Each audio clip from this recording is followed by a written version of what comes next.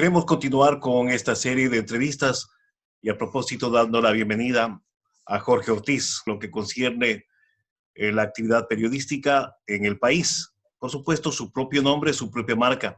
Y nosotros recurrimos a él para hablar de diferentes temas, sobre todo de país.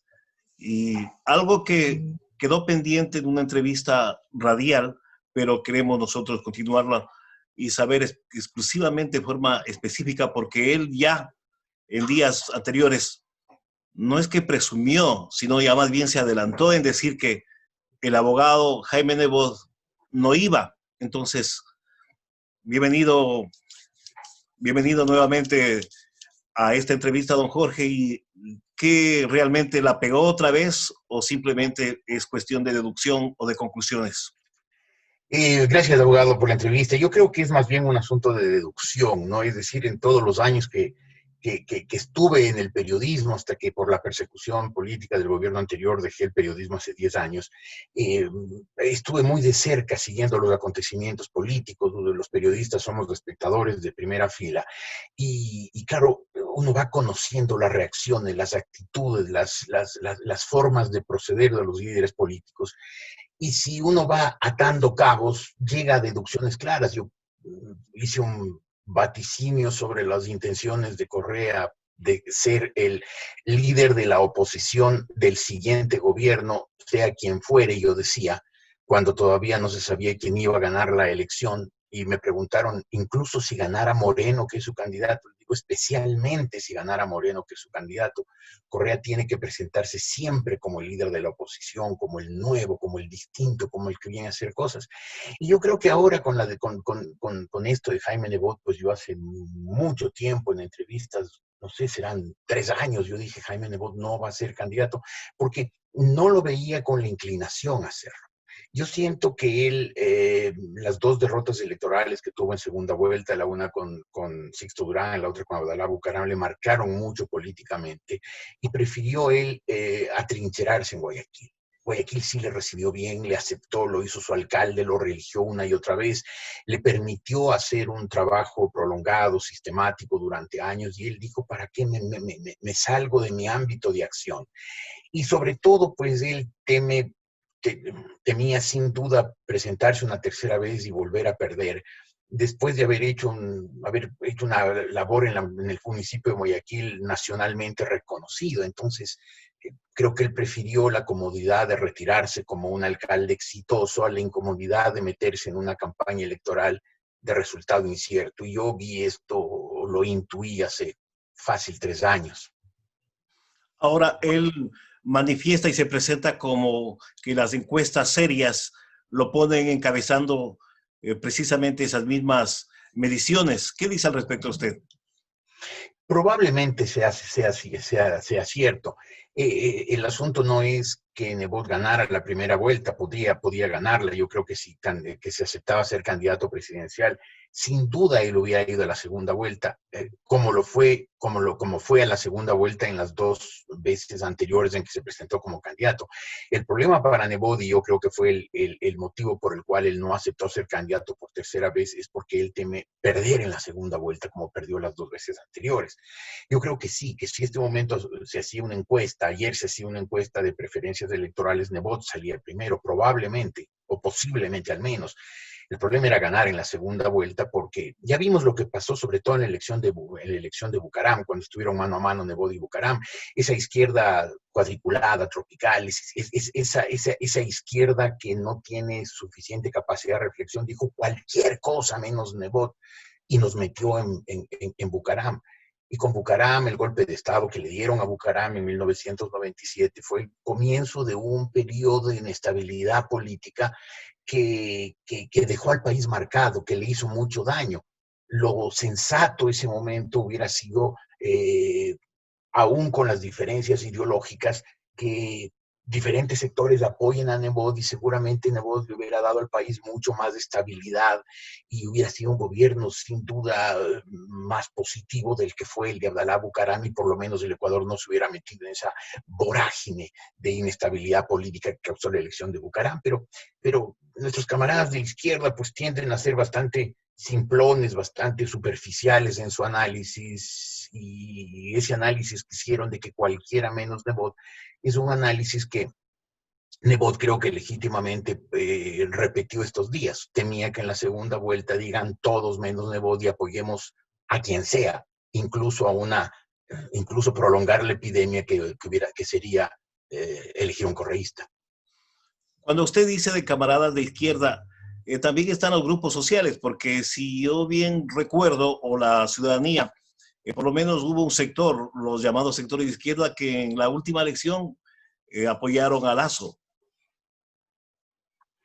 Claro, cuando me refiero a sectores de la izquierda, en realidad involucro sobre todo a grupos sociales organizados, porque en el Ecuador, a diferencia de lo que ocurre en la mayor parte de los países, incluso latinoamericanos, no hay un partido orgánico de la izquierda, no hay un partido comunista o no hay un partido socialista revolucionario con presencia en las masas. Eso, el Partido Comunista aquí prácticamente desapareció. No tenemos un partido que reivindique el marxismo-leninismo. Sí hay, el MPD es un populismo marxista, un radicalismo de extrema izquierda, pero no es un partido orgánicamente, ideológicamente de izquierda. Más bien en el Ecuador la izquierda está representada por grupos sociales. Hoy concretamente yo creo que más que un partido de izquierda, la izquierda está representada por un sector de la dirigencia indígena, por los señores Issa y Vargas, que curiosamente, sobre todo el señor Issa, ha acogido el mayateguismo, o sea, esta doctrina que nació pues en el Perú, que trató de aplicar el marxismo a la realidad andina. Mariátegui fue un pensador que murió joven, fue un hombre carismático, pero ya murió hace muchos años, y cuando parecía que el mundo entero se había olvidado de Mariátegui y que sus últimos restos eran lo que quedó de Sendero Luminoso en la época del mayor desenfreno, de la mayor locura de Sendero Luminoso, pues cuando desapareció Sendero Luminoso, lo metieron preso al camarada Gonzalo, a Abimael Guzmán, que está preso desde entonces, pues se había acabado el mariateguismo, y de pronto un grupo de líderes indígenas ecuatorianos rescatan esta tesis del marxismo andino, y ellos hoy representan la izquierda. Claro, como no hay una consistencia ideológica y como lo que plantean es algo un poco delirante, ¿no? Recuperar hoy el marxismo después de que durante 103 años el mundo probó diferentes versiones del marxismo, todas ellas fallidas. Pensar que se lo quiere rescatar a estas alturas de la humanidad, en pleno siglo XXI, pues suena bastante delirante, y por eso mismo es difícil calcular qué hubiera hecho una organización como la que dirige el señor Issa en una elección. Y por eso, pues, todas esas incertidumbres seguramente fueron las que, para volver al tema inicial, hicieron que Nebot finalmente se decidiera a dar un paso al costado. Yo quisiera aprovechar todo su bagaje, sus conocimientos, y preguntarle, retomar el tema del sector indígena. No es lo mismo la misma izquierda que usted dice de Mamá Tránsito, de Macas, de este líder también Miguel Chun, y también de Vargas con los de ahora. ¿Pudiese haber diferencias? ¿Pudiese hacerlo notar? A ver, yo creo que es absolutamente no solo legítimo, sino incluso necesario. Fue necesario en su momento, sigue siendo necesario que las organizaciones indígenas, o sea, que el indigenado ecuatoriano tenga una organización sólida, fuerte, que la represente y que tenga participación en la vida de este país, en la toma de decisiones. El problema, y para eso nació la CONAIE. Cuando la CONAIE empezó a participar en política y se politizó, hubo una reflexión seria y decidieron que lo mejor que podían hacer es crear un partido político que sea la expresión partidista de esta organización social, de manera que la CONAIE siga siendo una organización social y Pachacuti sea el partido político. Lamentablemente Pachacuti, lamentablemente para el indigenado, no llegó a ser, no llegó a tener la fuerza nacional que ellos hubieran esperado. Tiene fuerza en un sector del país y es una fuerza importante y ha hecho sus contribuciones significativas en la Sierra Central, pero no ha llegado a ser una fuerza política nacional. Y entonces, otra vez, los líderes de la CONAIE, o ciertos líderes de la CONAIE, empezando por el señor Issa, pues han querido politizar y están politizando la labor de la CONAIE, dejando de que más que una organización buena,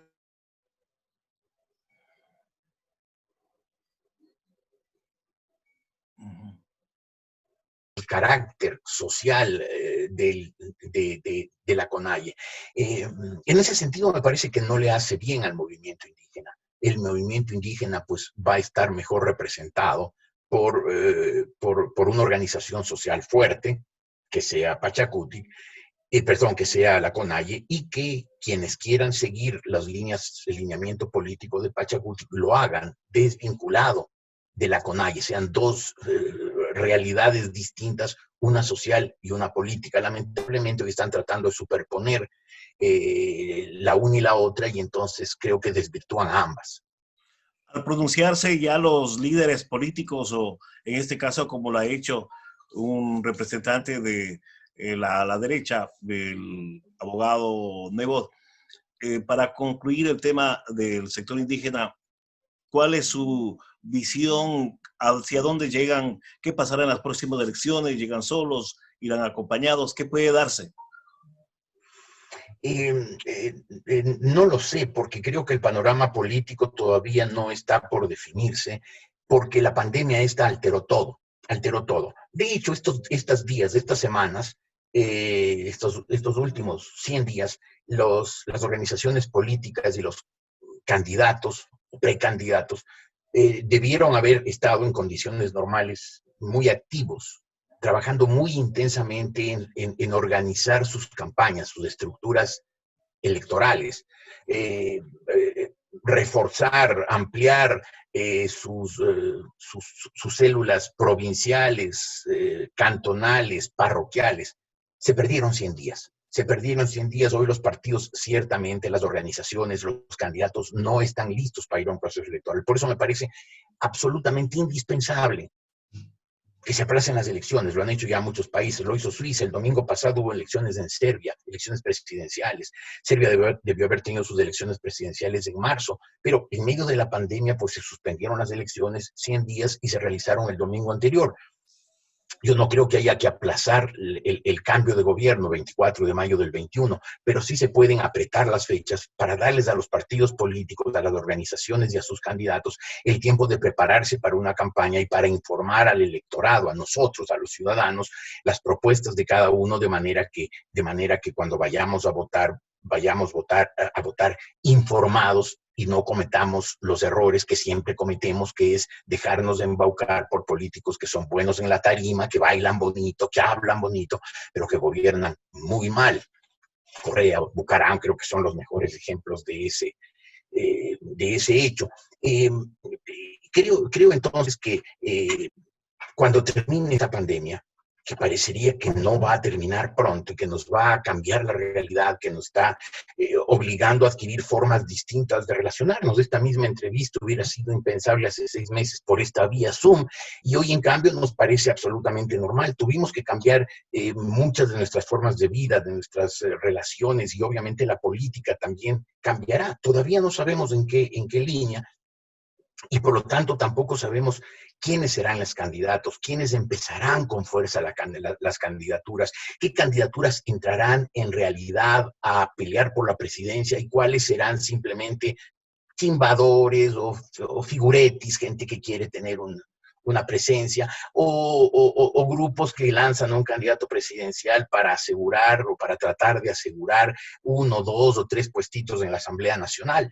Dependerá de eso cómo se formen las alianzas, los apoyos. Creo que todavía es terreno pantanoso, es terreno incierto. ¿Quiénes son o cuáles movimientos están ubicados como oficialistas o que han apoyado al gobierno y por ende pues podrán presentarse o estar como candidatos oficiales? Yo no sé si el gobierno aspira a tener un candidato propio. Eh, Creo que si bien el presidente Moreno no lo llegó a entender cabalmente, pero este es un gobierno de transición. El Ecuador tuvo una larga etapa, 10 años y medio, de un régimen autoritario que irrespetó los procesos democráticos y fue terriblemente intolerante, además de muy corrompido. Y este gobierno era un gobierno de transición para que el Ecuador rescate a plenitud su Estado de Derecho, la normalidad de una vida democrática en que los ciudadanos opinamos, discrepamos, llegamos a acuerdos, buscamos consensos, participamos en la vida política. El presidente Moreno no llegó a entender muy a cabalidad que su misión era de ser un presidente transicional. Pero en todo caso, creo que en esta parte final, cuando por la situación económica muy mala que aunque recibió el gobierno y que él no pudo afrontar con buenos resultados, agravada por la pandemia, este gobierno va a terminar siendo un gobierno transicional, aunque el presidente Moreno no lo haya comprendido a cabalidad. Y entonces no creo que este gobierno aspire a tener un continuador. No descarto que sea candidato el vicepresidente Otto Sonnenkolsberg. Eh, pero no como un candidato del gobierno, sino como un hombre que en estos meses que ha estado en la vicepresidencia ha hecho una labor que se ha ganado el reconocimiento de determinados sectores que lo ven como un hombre joven, íntegro, esforzado, dedicado, trabajador, sin obsesiones ideológicas y que podría ser una candidatura alternativa a, por ejemplo, a la de derecha de Jaime Nebot, del momento que los socialcristianos no van con Nebot, pondrán un candidato o una candidata más probablemente, que seguramente no tendrá mucha fuerza electoral. Ciertamente Nebot hubiera sido un candidato muy sólido, quien sea puesto en vez de Nebot será un candidato de paso que ayudará pues a que el Partido Social Cristiano tenga unos pocos diputados, pero no peleará por la presidencia, peleará por el cuarto o quinto puesto. Y entonces ahí se abre un espacio para Sonejol. Habrá que ver cuál es la solidez que tiene la candidatura de Guillermo Lasso. Guillermo Lasso fue un candidato fuerte en la campaña anterior, llegó a disputar la presidencia voto a voto con Lenín Moreno, pero no sabemos si lo logrará otra vez. En el Ecuador la tercera suele ser la vencida, pero a veces también pues los candidatos después de dos intentos ya se desinflan, la gente ya pierde esperanza en ellos. Si es que Lasso no logra consolidarse como la gran fuerza del centro derecha, ahí hay una oportunidad para Sonnenholzer. Quién sabe, todavía es incierto. ¿De qué depende que se consolide el candidato Lasso? Porque hasta las anteriores elecciones se decían que el pueblo no vota por un banquero y lo hizo. Entonces, ¿cuáles son los complementos que le falta a esta candidatura? Y yo creo que ese San Benito del banquero, yo creo que de alguna manera fue superado, porque buena parte del país entendió que los banqueros que procedieron incorrectamente, que fueron muchos y que procedieron muy incorrectamente hasta la crisis bancaria del 98 y 99, ellos ya desaparecieron del escenario. Los bancos que sobrevivieron fueron los bancos limpios, correctos, sólidos, y ahí están. Esto seguramente causará que los trolls del correísmo más furibundo e irracional digan está defendiendo a la banca. No, estoy diciendo una realidad. Hubo banqueros que se portaron pésimamente mal, que hicieron unos negociados atroces que perjudicaron a muchísima gente. Pero la mayoría de esos bancos ya desaparecieron. Los que quedaron, pues, han seguido operando, tienen solidez. El sistema bancario ecuatoriano es un sistema aparentemente sólido. No conozco mucho las cifras, pero parecería que los bancos ecuatorianos están en una buena situación. Y Guillermo Lasso pues ha demostrado ser un hombre honesto. No ha habido acusaciones, por lo menos que yo conozca, de que haya tenido alguna cosa turbia en su vida, que se haya enriquecido de alguna manera torcida, que haya llegado a ser el mayor accionista del Banco de Guayaquil por alguna vía chueca. No que yo sepa y no que haya habido acusaciones en ese sentido. Y de hecho, pues el señor Lasso ya llegó a tener 49,5% o algo por el estilo en las elecciones anteriores, lo cual demuestra que la gente ya no seguía por el tema de banquero. El problema es que hay que hacer planteamientos. El Ecuador en este momento tiene una situación muy difícil, muy difícil. El gobierno de Correa no solamente desperdició la mayor oportunidad que tuvo el Ecuador en su historia, gracias a los precios internacionales del petróleo, para lograr un desarrollo sostenido, una economía que no sea tan vulnerable a los precios de las commodities, de las materias primas, pero entre un Estado gigantesco, obras mal planificadas y mal hechas, entre un gasto público excesivo, desmedido, dedicado al consumo desatado para lograr popularidad en la gente, porque a la gente obviamente le gusta tener dinero y consumir, y corrupción. Ese gobierno, el de Correa, desaprovechó, desperdició esa oportunidad de oro que tuvo el Ecuador para lograr una economía sólida, autosustentable y no demasiado vulnerable. Después, claro, ese gobierno además dejó 60.000 o algo por el estilo, 60.000 millones de dólares en deuda y se gastó hasta los fondos para la emergencia, emergencias como esta, en que esos fondos de ahorro hubieran sido enormemente positivos. Este gobierno, el de Moreno, pues al principio pues estaba demasiado, tenía una camisa de fuerza que eran los correístas, no pudo proceder por su cuenta. Cuando ya se logró librar de gran parte de los correístas, ya era tarde, el gobierno estaba desacreditado, la situación económica se le había venido encima, con la pandemia las cosas se agravaron aún más, y entonces, claro, el país en este momento necesita soluciones prácticas, eficientes y urgentes. Va a depender mucho de qué candidatos logren plantear programas válidos, serios, realizables, no ensoñaciones, no ofertas, madame chocolate, no, o proyectos serios, propuestas serias, severas, que le den al país solución. El señor Lasso es un hombre que seguramente intentará presentar un conjunto de propuestas, un plan de gobierno sólido, creíble para la gente. Si lo logra, él se convertirá, entiendo yo, en el candidato fuerte del centro derecha. Si no lo logra, ese espacio podría ser ocupado por el vicepresidente Sonnenholzer. Todo eso está por jugarse. Ahora, con respecto a la gestión y administración del presidente Moreno, ¿hasta qué punto le favoreció o le resultó el famoso diálogo nacional?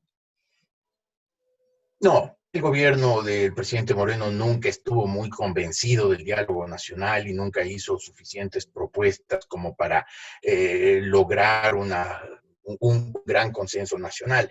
Por lo demás, en el Ecuador todavía tenemos la tara de que la oposición es el camino al poder, de que hay que oponerse al gobierno que esté y ese es un camino a lograr la presidencia. Y eso hizo que acuerdos iniciales que pareció estar labrando el gobierno actual, por ejemplo, primero con los socialcristianos, después incluso con Creo, el partido del señor Lasso, pronto se deshicieron porque ni el gobierno pudo plantear proyectos válidos a largo plazo, ni los partidos tenían la convicción de que hay que apoyar a la búsqueda de soluciones y prefirieron el acomodo político. Por ejemplo, el Partido Social Cristiano ha sido muy claro en los últimos meses de tomar una posición muy dura de crítica al gobierno actual, básicamente por cálculos electorales, ya sea que el señor Nebot fuera el candidato o lo vaya a ser el señor Bromfle o la señora Cristina Reyes o quien finalmente fuera. Es evidente pues que están tratando de hacer una campaña a partir de la oposición, porque el Ecuador todavía no ha logrado sacarse esa idea de que hay que votar por el que plantea lo contrario a quien está gobernando. Y entonces los partidos se lanzan a la oposición pensando en las elecciones, a veces desechando el interés nacional. ¿No cree que le va a pasar factura el haber votado, el haber estado juntos en ciertas decisiones al partido de Guillermo Lasso, creo, junto al gobierno para las próximas elecciones? Es posible que sí, es posible que sí. Por eso creo que dependerá mucho de cómo plantee Guillermo Lasso su candidatura. Si él logra plantearla como una candidatura, como un candidato, logra plantearse como un candidato constructivo, un candidato que plantea cosas positivas, realizables, factibles, que apoyó al gobierno al gobierno de Moreno cuando sintió que ese gobierno estaba haciendo propuestas positivas, y que le retiró el apoyo cuando sintió que se estaba desviando el camino. Si logra presentarse como un hombre que no está haciendo cálculos políticos en las posiciones que tiene, que apoya a un gobierno cuando cree que hay que apoyarlo y lo critica, pues a lo mejor el señor Lasso logra ser otra vez, como fue en la elección anterior, candidato alternativo al correísmo, porque yo creo que el correísmo todavía es una fuerza política significativa que tendrá una presencia importante en las próximas elecciones. ¿Y los votos socialcristianos, y en una segunda vuelta, para dónde se derivarían o a quién iría direccionado? ¿Quiénes se endosan a favor? Ahí es un problema un poco incomprensible porque en los últimos meses ha habido indicios que mucha gente considera muy sólidos de que hay un entendimiento entre Nebot y Correa. Esa mayoría formada en el Consejo Nacional Electoral entre correístas y socialcristianos es un indicio fuerte de que algún acuerdo podría haber. Francamente, no me atrevería a asegurar que hay, pero sí hay motivos para la sospecha. Apoyar a la señora Tamaín, la actitud de la señora Ciro, todo eso pues, plantea que hay un entendimiento entre Nebot y Correa. Hace pocos días, cuando murió Carlos Luis Morales, el correísmo de una manera muy vil, muy baja, intentó aprovecharse de esa muerte, del dolor que a todos los ecuatorianos nos causó la muerte de una figura deportiva significativa como fue Carlos Luis Morales, para tratar de sacar réditos políticos y tratar de desacreditar ruinmente a la fiscal general del Estado, a la doctora Salazar, porque la doctora Salazar está siguiendo los procesos por corrupción contra el correísmo y ellos tratan de desacreditar esos procesos, de desacreditar a la señora fiscal. Entonces, cuando trataron de aprovecharse de eso, hablaron del linchamiento mediático, dijeron que la prensa emite sentencias, condena, antes de que lo condenen los jueces. Precisamente los correístas hablando de que es una cosa asombrosa. Pero permítame terminar la idea. Ahí la única persona ajena al correísmo más rabioso que coincidió en esa posición fue un socialcristiano, Luis Fernando Torres, el dirigente del Tungurahua. Y eso hizo renovar las sospechas de que hay ahí un entendimiento. En ese sentido, pues a lo mejor los socialcristianos, si es que ese entendimiento en realidad existe, que insisto, yo no me atrevo a afirmarlo, pero como periodista puedo mencionar las sospechas que tiene el país. El objetivo del señor Nebot o del Partido Social Cristiano sería ayudar a Correa para que retorne al poder, o el correísmo que retorne al poder, a cambio de que su feudo en Guayaquil se mantenga intocable, que no hagan nada contra la doctora Viteri, eventualmente tampoco contra la prefecta Susana González, y más aún en las próximas elecciones, después de 2 años, no las elecciones presidenciales, las siguientes, también el correísmo presente unos candidatos débiles que ayuden a la confirmación de la señora González como prefecta y la señora Viteri como alcaldesa de Guayaquil. Ese parecería ser el acuerdo, si es que ese acuerdo hay, pero no puedo afirmarlo, pero sí puedo decir que sospechas mucha gente las tiene. Yo quería, antes de pasarnos de tema, justamente sobre lo que se dice que, por ahí se escuchó una expresión, que el sicariato mediático fue el que de alguna manera influyó en la muerte del prefecto Morales. Fue un disparate, y un disparate además muy mal intencionado, muy perverso. Todos los regímenes autocráticos, autoritarios, antidemocráticos, en el mundo entero, y no es algo nuevo, es algo históricamente repetido muchas veces, intentan desacreditar a la prensa. La prensa termina siendo una especie de fiscal del pueblo, porque denuncia los actos de corrupción, denuncia los excesos, denuncia los incumplimientos de promesas electorales. Y los gobiernos autoritarios y los aspirantes a dictadores, pues tratan de desacreditar a la prensa para quedarse sin críticos válidos. Aquí lo vimos, lo hizo Correa, lo hace Maduro en Venezuela, lo hace Ortega en Nicaragua, lo hace Lukashenko en Bielorrusia, lo hacen Erdogan en Turquía, es decir, Putin en Rusia, todos estos líderes concentradores del poder. Incluso el señor Trump en los Estados Unidos no para de desacreditar a la prensa independiente y de criticarla y de cuestionarla y de perseguirla. Entonces, obviamente, esto de decir linchamiento mediático, mucha gente puede creer que es cierto. Pero, por ejemplo, La Posta, este portal le dio una respuesta muy buena. El señor Anderson Boscan dijo, esto es lo que ha sido el linchamiento mediático en los últimos meses. E hizo un recuento documentado de las denuncias probadas de corrupción, de malos manejos del dinero público hecho por funcionarios del Estado, funcionarios provinciales en los últimos meses. Lo que hace la prensa no es linchar, lo que hace la prensa es denunciar. La prensa tiene la obligación de ser un contrapoder, no un cuarto poder ni un quinto poder. Tiene la obligación de ser un contrapoder, el que equilibra frente al poder público. Hay este poder de la opinión pública. Somos los ciudadanos, finalmente, quienes tenemos la libertad en una democracia auténtica de seguir al medio que nos guste, que le tengamos fe, al periodista que nos parezca formado, confiable, creíble, válido, sin intereses torcidos. Pero para eso tiene que haber un abanico de posibilidades, que los ciudadanos puedan elegir entre las diferentes posibilidades el medio al que sigue, el periodista al que le hace caso. Pero claro, eso no les gusta a los autócratas, eso no les gusta a los procesos autoritarios, a los socialistas del siglo XXI.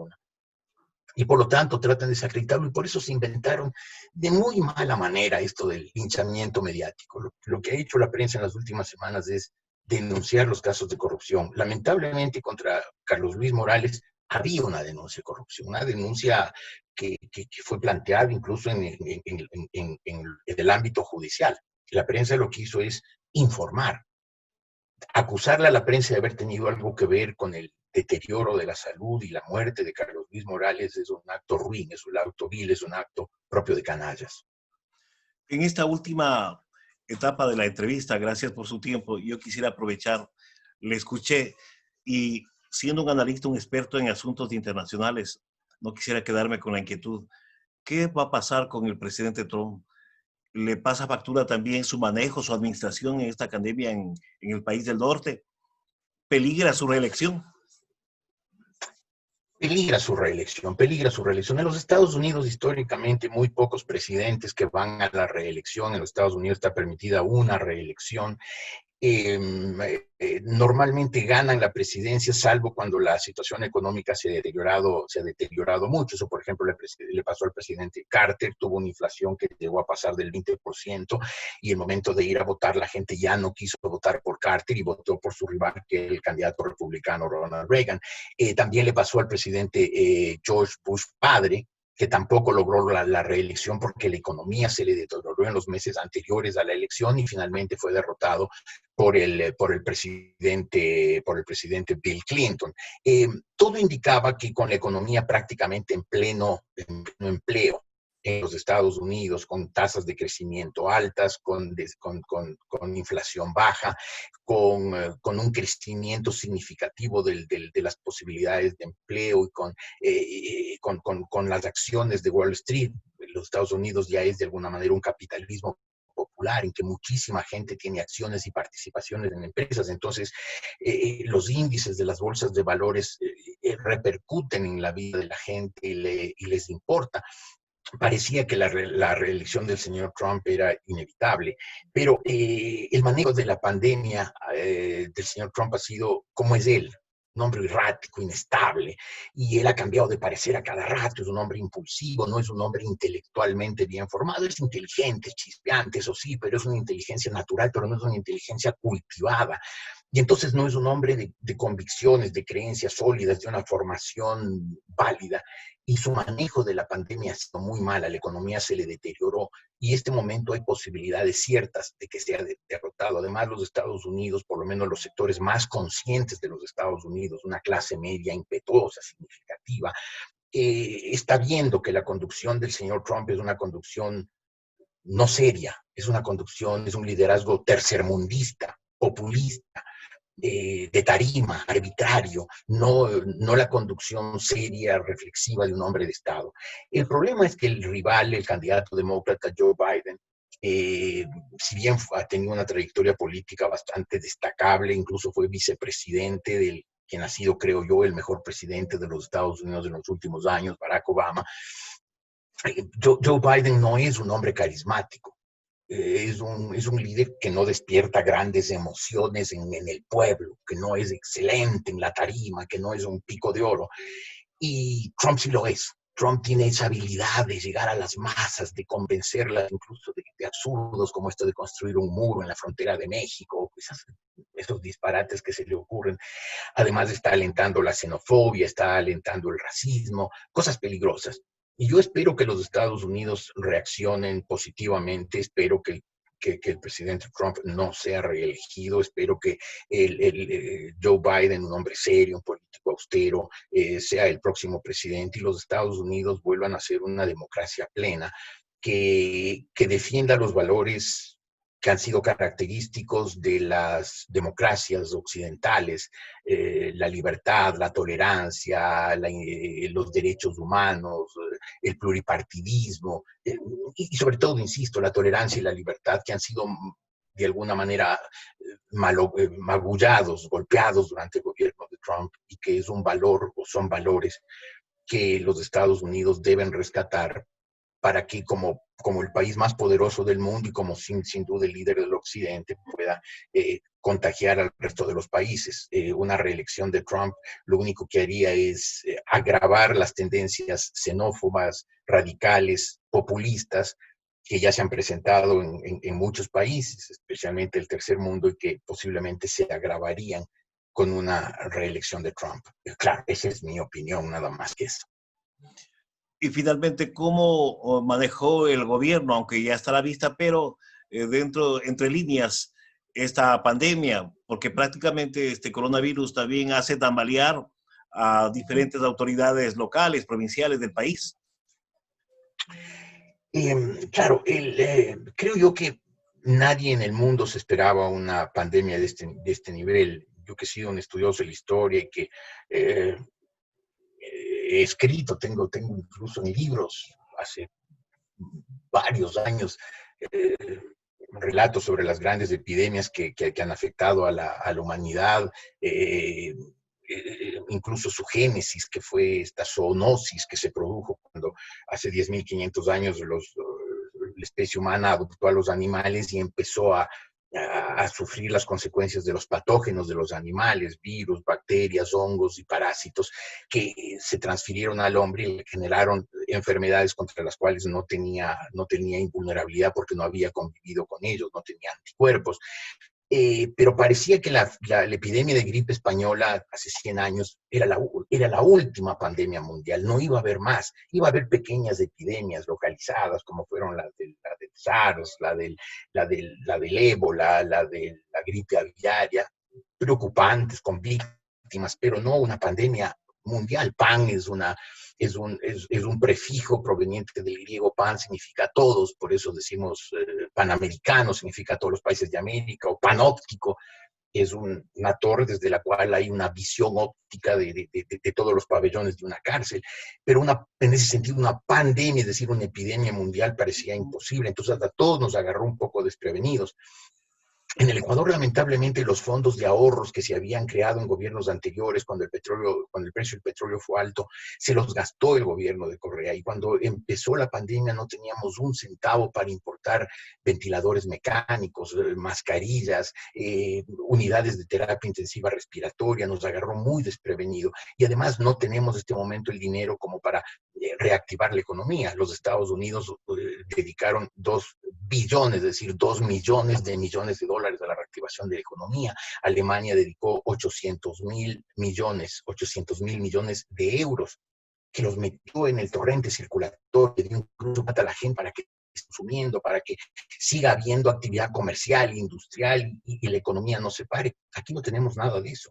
Y en este momento dependemos básicamente de préstamos del exterior.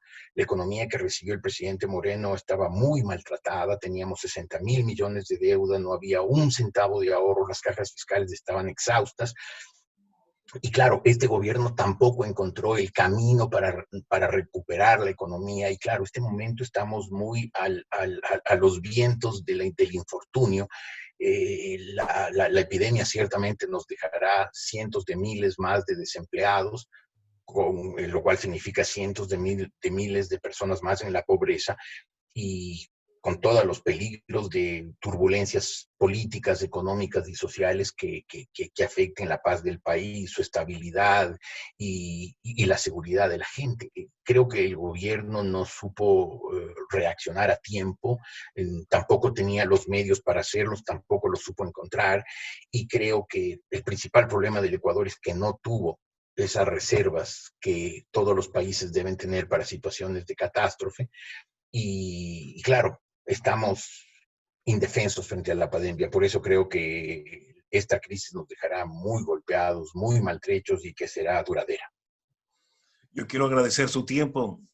Yo quiero agradecer también su cortesía en permitirnos esta entrevista. Y nos gustaría que haya otra para ampliar y actualizarnos en los temas del día a día de nuestro país, de nuestra sociedad. Que tenga un lindo fin de semana y muchas gracias. Al contrario, muchas gracias a usted, y por supuesto, cuando usted me necesite, sabe dónde encontrarme con el mayor de los gustos. Encantado, buen fin de semana a usted también y buenas noches.